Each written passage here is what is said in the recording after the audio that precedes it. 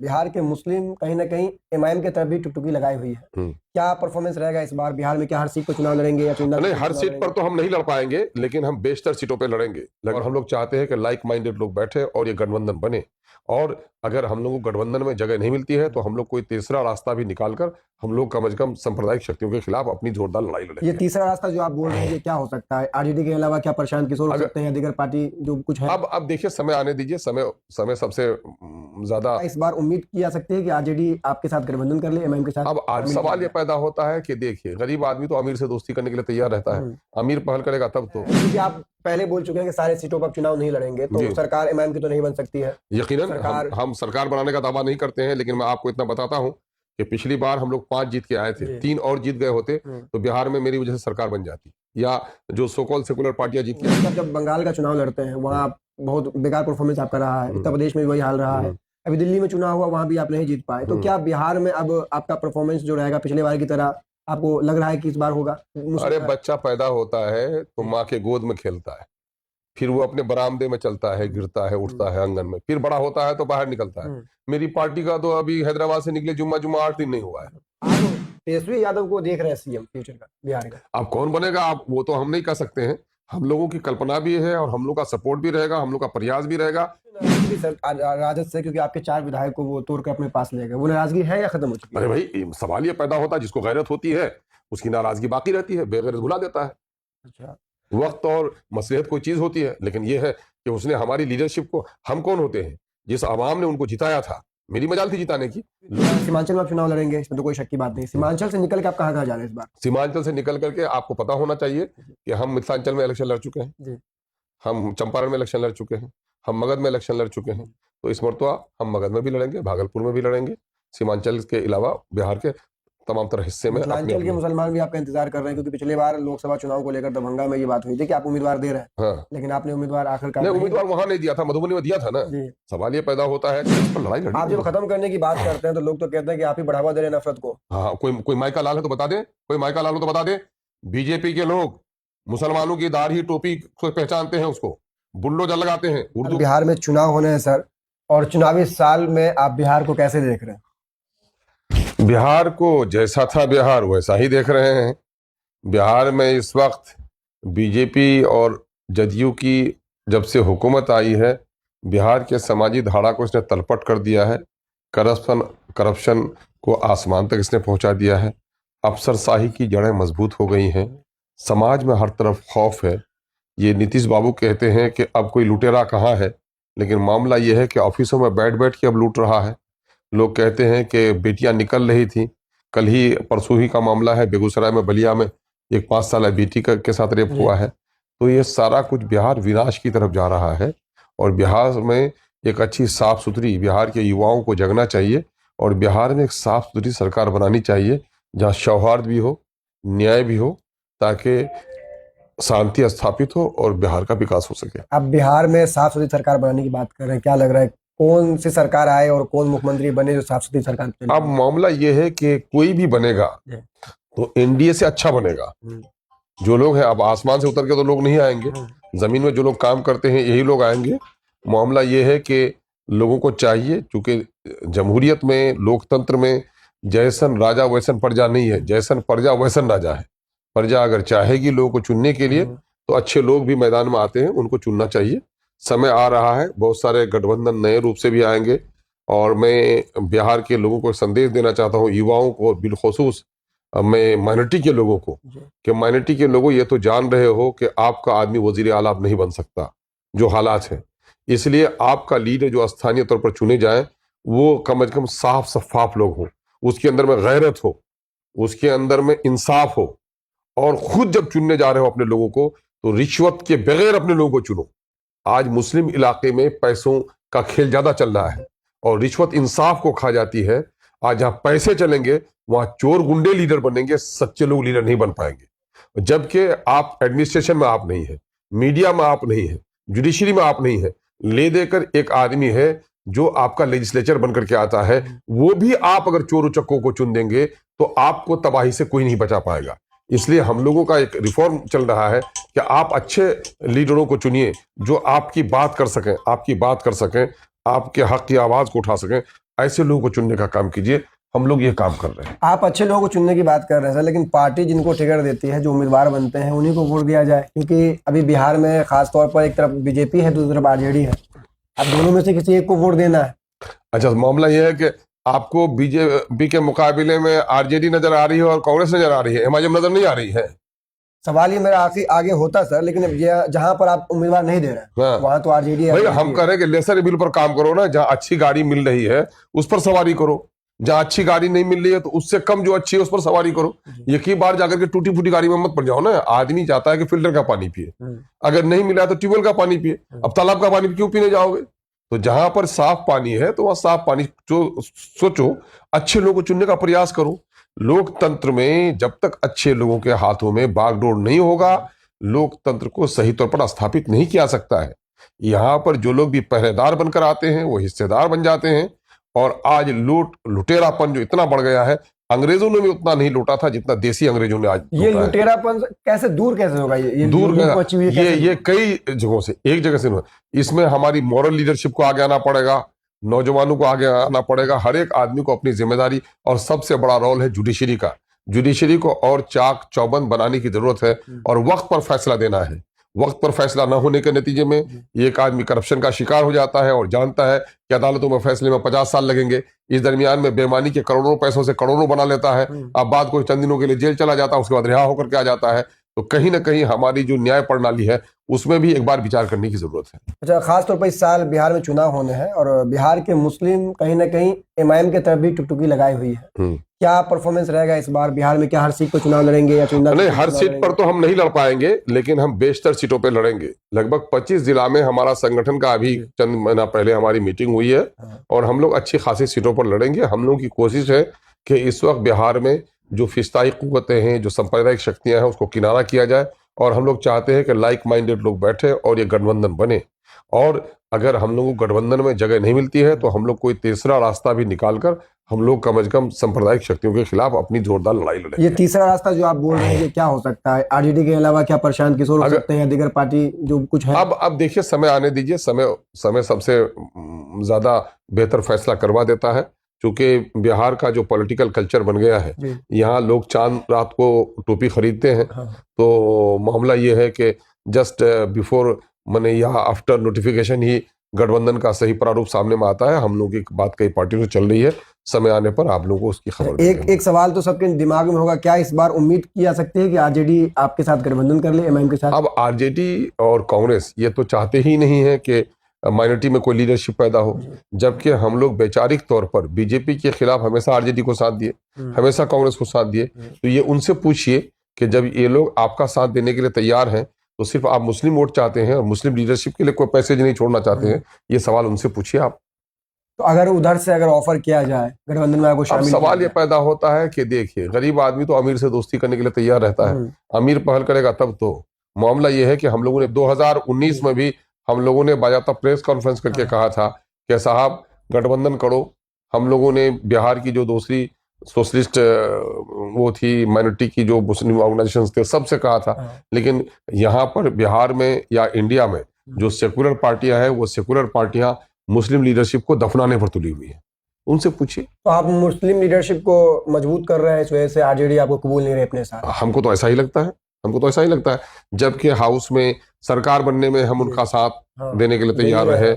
हम हाउस में स्पीकर का इलेक्शन हुआ, मुद्दों पर उसके साथ खड़े हैं। तो हमारे साथ खड़े होने में क्या दिक्कत है? जरा उनको जाकर पूछ लीजिए। क्योंकि आप पहले बोल चुके हैं कि सारे सीटों पर चुनाव नहीं लड़ेंगे, तो सरकार एमआईएम की तो नहीं बन सकती है। यकीनन हम सरकार बनाने का दावा नहीं करते हैं, लेकिन मैं आपको इतना बताता हूं कि पिछली बार हम लोग 5 जीत के आए थे, 3 और जीत गए होते तो बिहार में मेरी वजह से सरकार बन जाती। या जो सोकॉल सेकुलर पार्टियां जीत के आई थी महागठबंधन, वो 3 और जीत जाते तो हमारी वजह से सरकार बन जाती। तो कभी भी मायूस मत हो, नहीं होना चाहिए। आप देखेंगे कि एक इंडिपेंडेंट जीत करके झारखंड में चीफ मिनिस्टर बन गया है ना, और कम सीटों में जीत करके भी केरल में लोग चीफ मिनिस्टर बन गए। तो नीतीश कुमार आज खुद बीजेपी से कम सीट पर हैं और चीफ मिनिस्टर बने हुए हैं। तो जब लोकतंत्र में नंबर गेम बहुत बड़ी चीज होती है, हम एक खातिर खार नंबर हासिल करना चाहते हैं ताकि हुकूमतों के गिराने और हुकूमतों के बनाने में जिस दिन हमारा रोल हो जाएगा उस दिन हम बहुत सारे अपनी बातों को मनवा। विरोधियों का एक सवाल चुनाव में आपको होगा कि आप जब बंगाल का चुनाव लड़ते हैं, वहाँ बहुत बेकार परफॉर्मेंस आपका रहा है, उत्तर प्रदेश में भी वही हाल रहा है, अभी दिल्ली में चुनाव हुआ, वहां भी आप नहीं जीत पाए, तो क्या बिहार में अब आपका परफॉर्मेंस जो रहेगा पिछले बार की तरह आपको लग रहा है कि इस बार होगा? अरे बच्चा पैदा होता है तो माँ के गोद में खेलता है, फिर वो अपने बरामदे में चलता है, गिरता है, उठता है आंगन में, फिर बड़ा होता है तो बाहर निकलता है। मेरी पार्टी का तो अभी हैदराबाद से निकले जुम्मा 8 दिन नहीं हुआ है, तो उसके बारे में पूछ रहे हैं। पुरानी पार्टियों का तो क्या हशर हुआ है, उसके लिए खबर न लीजिए। हमारा मामला ये है कि हम अभी जो मुसलमानों का एक स्थापित जो नेतृत्व है, जो लीडरशिप है, वो खुद मुसलमान दुश्मन बना हुआ है। आज हमारे वोट के मामले में जितना नॉन मुस्लिम्स को दिक्कत नहीं है, उतना सो कॉल्ड कुछ मुस्लिम इंटेलेक्चुअल्स को और मुस्लिम पॉलिटिकल पार्टी के लीडरों को दुश्मन है, क्योंकि उनका एफिलिएशन किसी पार्टी से है, उनका काम चल जाता है, उनके दामाद की बहाली भी हो जाती है, उनके बेटे की पैरवी भी हो जाती है। एज ए होल माइनॉरिटी के हालात क्या हैं? अभी बिहार में आई है जाति आधारित गणना की रिपोर्ट, उसमें 13 करोड़ के बिहार में मुसलमानों को जो नौकरी में हिस्सेदारी नहीं थी। बिहार में 20,49,000 सरकारी नौकर है, उसमें मुसलमानों का हिस्सा 3,68,000 होता है, और उसमें 1,63,000 मिलकर के 1,95,000 नौकरी से वंचित रखा गया। दलितों को 1,11,000 नौकरी से वंचित रखा गया। तो ये जो सो कॉल हमारे लीडर्स हैं, इनके अपने फैमिली का काम निकल जाता है, बाकी मास के लिए बात ही नहीं करता है। एमआईएम अपने बेनिफिट, सेल्फ बेनिफिट के लिए बात नहीं करती है, वो मास की बात करती है, वो आम आवाम की बात करती है। तो हम लोग तो जो असल बेस है, जो बेसिक नी जरूरत है पॉलिटिक्स की, कि पॉलिटिक्स अपनी जात के लिए नहीं करे, अपने समाज के, अपने समूह के, अपने राष्ट्र के लिए करे, तो हम लोग तो उसी धारे पर पॉलिटिक्स करते हैं। आप तेजस्वी यादव को देख रहे हैं सीएम फ्यूचर का बिहार का? अब कौन बनेगा, आप वो तो हम नहीं कह सकते हैं। हम लोगों की कल्पना भी है और हम लोग का सपोर्ट भी रहेगा, हम लोग का प्रयास भी रहेगा कि एनडीए के खिलाफ कुछ लोग छन करके आए, कुछ लोग छन करके आए। लेकिन कुछ लोगों का मामला होता है कि मैं बनूं चीफ मिनिस्टर तो मैं बनूं, नहीं तो फिर सरकार नहीं बने। तो ऐसा नहीं होना चाहिए। 2005 को अगर आप याद कीजिएगा, उस वक्त कहा था रामविलास पासवान ने कि माइनॉरिटी के किसी आदमी को ला दो और हम उसको समर्थन दे देंगे। 29 आदमी जीत के आए थे उस वक्त रामविलास पासवान। अगर उस वक्त राजद ने समर्थन ले लिया होता तो बीजेपी को यहाँ पर कदम जमाने का मौका नहीं मिलता। अच्छा, आपकी जो नाराजगी थी राजद से, क्योंकि आपके 4 विधायक को वो तोड़ कर अपने पास ले गए, वो नाराजगी है या खत्म हो चुकी है? अरे भाई, सवाल ये पैदा होता है, जिसको गैरत होती है उसकी नाराजगी बाकी रहती है, बेगैरत भुला देता है। अच्छा, वक्त और मसलहत कोई चीज होती है, लेकिन ये है कि उसने हमारी लीडरशिप को, हम कौन होते हैं? जिस आवाम ने उनको जिताया था, मेरी मजाल थी जिताने की, लोगों ने जिताया है। जाहिर है कि 4 विधायक को जिताने में 4 लाख से अधिक लोगों का वो रहा है। बिहार के माइनॉरिटी का 4 लाख का मतलब है कि मुसलमानों की एक बड़ी तादाद में, और पूरे बिहार के मुसलमानों का समर्थन उसको हासिल था कि साहब एक छोटी सी लीडरशिप आ गई तो पूरे मुसलमानों को नाराज किया है, अकलियत को नाराज किया है। दलितों की बात हम मजबूती से करते हैं, दलित समाज को उससे तकलीफ पहुंची है, तो नाराजगी मेरे एक जात से होने की नहीं ना, ये एक समूह आज से नाराज है।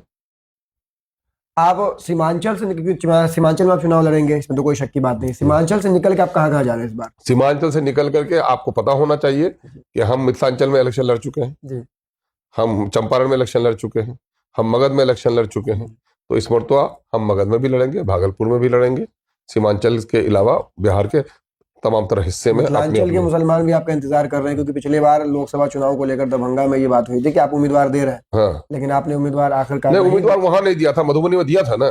सवाल ये पैदा होता है कि हम लोगों की छोटी पार्टी है, हम लोग के पास सोर्सेज कम है, हम लोग अफराद कम है, तो अपनी कैपेसिटी के एतबार से फिर हमको सही नुमाइंदा मिल जाए, औने पौने हम सबको खड़ा नहीं कर सकते हैं। हमारे मापदंड में, हमारे नजरियात से जो लोग, वो विचारधारा से जो लोग जुड़े होंगे, जिन लोगों ने जमीनी काम किया होगा, हम तो ऐसे ही लोगों को कैंडिडेट बना सकते हैं ना। तो हम लोग उसमें हैं, जमीनी काम करे लोग, हमारे विचारधारा से ताल्लुक रखे, तो इंशाल्लाह हम लोग ऐसे लोगों को वो करेंगे। आखिरी सवाल मेरा यह है कि इस बार बिहार में विधानसभा चुनाव को लेकर एमआईएम का सबसे बड़ा मुद्दा क्या होने वाला चुनाव? एमआईएम का मुद्दा, अरे 1-2 जख्म नहीं, सारा जिस्म है छलनी, दर्द बेचारा परेशान है कि कहाँ से उठे। सबसे बड़ा मामला है क्योंकि बिहार में कम्युनलिज्म है, कम्युनलिज्म का खात्मा करो। अफसरशाही है, अफसरशाही का खात्मा करो। करप्शन इंतहा को पहुंच गया है, इसको खत्म करो। और एक सौहार्दपूर्ण न्याय पर आधारित समाज को के निर्माण के लिए प्रयास करो। यही तो है हमारा मुद्दा। अब इन्हीं मुद्दों के साथ चुनाव लड़ेंगे? यकीनन है, यही बुनियादी मुद्दे हैं इंसानियत के। नफरत के लिए क्या कहेंगे देश में जो बढ़ रहा है? यकीनन है कि नफरत को जितना भी इसकी कंडेम किया जाए कम है, जितनी निंदा की जाए, है ना, जितनी मुजम्मत की जाए कम है ना। जानवर आज जंगल से गुजरते हुए दरिंदों के दरमियान से इंसान नहीं घबराता है जितना आज इंसान इंसानों की बस्ती से होता है। और ये सब काम कराया है यही सांप्रदायिक पार्टियों ने, है ना। और देश का भला नहीं होगा। वो आदमी जो देश में प्रेम की जगह नफरत फैलाता है वो देशद्रोही है। इसलिए ये देश, ये कन कन का नाम भारत नहीं है, जन जन का नाम भारत है। और जन जन के साथ जब तक आदमी न्याय और प्रेम से नहीं जिएगा, राष्ट्र का उत्थान नहीं हो सकता है। देश में एक बड़ी विडंबना है कि देश की आज़ादी से कबल ये देश गुलाम हुआ हिंदू और मुसलमानों की दोस्ती के ख़त्म होने से, और देश आज़ाद हुआ हिंदू और मुसलमानों के मुत्तहिद होने की वजह से। आज भी देश को अगर उन्नति की ओर ले जाना है तो हिंदू और मुसलमानों के दरमियान में, सिख और ईसाइयों के दरमियान में प्रेम का माहौल पैदा करना पड़ेगा। आज सबसे बड़ी दुख की बात यह है कि राष्ट्रता की भावना, जो नेशनलिज्म है हमारा, वो कहीं ना कहीं कमजोर हुआ है। कल तक इस मुल्क की लड़ाई सब लोग नेशनलिज्म के नाम पर लड़ रहे थे, कौमियत के नाम पर लड़ रहे थे, लेकिन देश आज़ाद होने के बाद कौमी धारा हमारी कमजोर हो गई है, राष्ट्रता की भावना दब गई है। जातिवाद, धर्मवाद, भाषावाद और क्षेत्रवाद ने इस देश को खंडित कर दिया है। इसलिए राष्ट्रवाद की कल्पना लोगों में जगाना चाहिए। आदमी हिंदू बने तो अच्छा हिंदू बने, मुसलमान बने अच्छा मुसलमान बने, सिख अच्छा सिख बने। इससे किसी को लड़ाई नहीं होनी चाहिए, लेकिन सबको मिलकर एक अच्छा हिंदुस्तानी बने, उसके लिए प्रयास करने की एक लड़ाई तो है सर, क्योंकि आप देखेंगे देश में ऐसा हो रहा है कि आरोपी का नाम देख करके कार्रवाई हो रही है। यकीनन इसमें कोई शक है।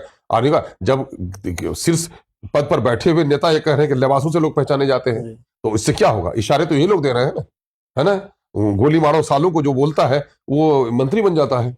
इन चीजों को खत्म कैसे करना है? इंचों को खत्म आम जागरूक पड़ना पड़ेगा। देश के लोगों को समझना पड़ेगा कि चंद मुट्ठी भर लोग अपने सत्ता की प्राप्ति के लिए, धन को लूटने के लिए इस तरह के नफरत के जुमले बोलकर कुर्सी ऐंठ लेते हैं और समाज को छोड़ देते हैं। क्या आज जितना मुसलमान डरा हुआ है, क्या हिंदू समाज का, क्या दलितों का नुकसान नहीं हुआ है? आज नौजवानों की रोजगार नहीं गई है? नोटबंदी की वजह से लोगों का नुकसान नहीं हुआ है? आज धन्ना सेठ लोग बढ़ नहीं रहे हैं? गरीबी और अमीरी की जो दूरी थी पहले से और खाई बढ़ गई है। लोगों ने देश को आजाद किया था कि राजा का बेटा हो या मेहतर की संतान, सबको मिलेगा अवसर एक समान। क्या ये मिल पा रहा है? आज अडानी को देखो, अंबानी को देखो, दौलत उनके यहाँ समंदर की तरह उसने कब्जा कर लिया है। गरीब फुटपाथ पर रहने की जगह भी उसको नहीं मिल पा रही है। तो ये चीजें तो आम लोगों का नुकसान हो रहा है, इसलिए इस पर लड़ाई लड़नी। आप जब खत्म करने की बात करते हैं तो लोग तो कहते हैं कि आप ही बढ़ावा दे रहे हैं नफरत को। हाँ, कोई माइका लाल है तो बता दे, कोई माइका लाल हो तो बता दे। बीजेपी के लोग मुसलमानों की दाढ़ी टोपी को पहचानते हैं, उसको बुल्डोजर लगाते हैं, उर्दू पढ़ने वाले को मुल्ला कहते हैं, बाबरी मस्जिद तोड़कर हमारी मंदिर बनाए हैं। मुसलमानों से पूछिए, कभी हमने किसी हिंदू भाई के खिलाफ बोला? कभी उसके आस्था के खिलाफ बोला? जब हम मजलूम मुसलमानों की आवाज उठाते हैं, हम दलितों की आवाज उठाते हैं, हम शोषितों की आवाज उठाते हैं। हम तो सोसाइटी के पहरेदार हैं, और लुटेरा और पहरेदार को बराबर कर दोगे आप? ऐसा कैसे हो सकता है? ऐसा कैसे हो सकता है? सर कि एसडीपीआई पार्टी अभी बिहार में भी पैर पसारी है अपना, और वक्फ बोर्ड जिस तरह से अभी अमेंडमेंट बिल पास हुआ है, आप लोगों की तरफ से कोई आंदोलन ऐसा कुछ नहीं किया गया, लेकिन एसडीपीआई ने आंदोलन किया है। अरे भाई, हर आदमी के काम करने का तरीका अलग होता है। मेरे नेता ने जिस तरह से उसकी मुखालिफत की है, वैसी साहब ने उससे बड़ी मुखालिफत किसी ने की है क्या? कैसी बात करते हैं आप? और आज जब वक्फ अमेंडमेंट बिल के ताल्लुक से जेपीसी बनी है, पूरे देश में जहां बड़ी भी हुआ है, आप जेपीसी में देख लीजिए कि बढ़ चढ़ कर बात किसने रखा है।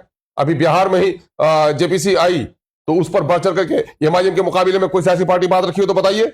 सीमांचल में हम लोगों ने उसके लिए कितने बड़े जुलूस और जलसा किए हैं।